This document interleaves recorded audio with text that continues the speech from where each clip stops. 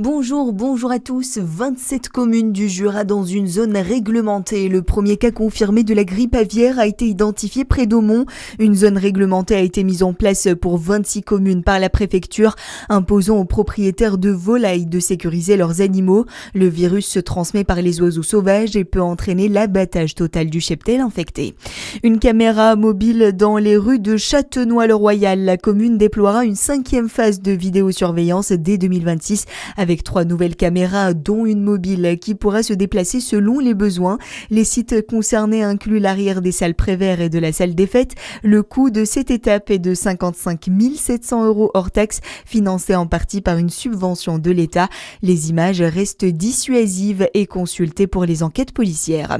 Les travaux de l'école des Aiguisons explosent à Quetigny. Le budget de rénovation du groupe scolaire des Aiguisons a atteint désormais près de 4 millions d'euros. L'ensemble des bâtiments sera rénové de fond en comble avec double vitrage et réaménagement de la cour. Cette décision a été adoptée à l'unanimité par le conseil municipal, justifiée par la volonté d'améliorer la qualité d'accueil et de pouvoir solliciter des subventions, un programme qui s'étendra jusqu'en 2029. Dans le reste de l'actualité, c'est une icône qui s'en va. Brigitte Bardot est décédée à l'âge de 91 ans. Star du cinéma, elle avait aussi été chanteuse dans les années 70 avant de tirer sa révérence à 38 ans pour se consacrer à la défense des animaux. Les réactions sont nombreuses depuis l'annonce de sa mort. Léa Guichou. La ministre de la Culture salue une icône parmi les icônes. Elle était follement libre et tellement française, écrit Rachida Dati.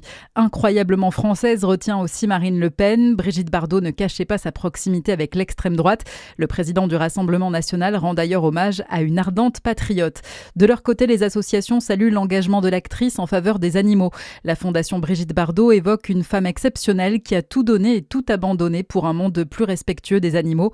Enfin, la ville de Saint-Tropez, où Bébé s'était installé, à la Madrague précisément, la ville se souvient de sa présence qui aura contribué à faire rayonner Saint-Tropez dans le monde entier. Nous pleurons une légende du siècle, a également réagi le président Emmanuel Macron sur X.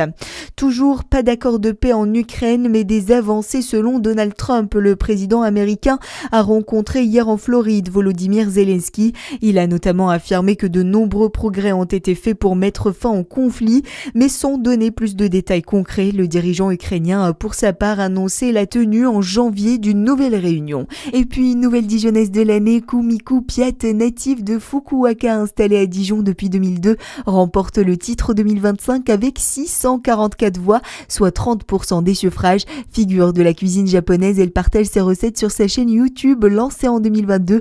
Elle compte aujourd'hui près de 68 000 abonnés. Voilà pour l'actualité, à suivre votre météo sur Fréquence Plus.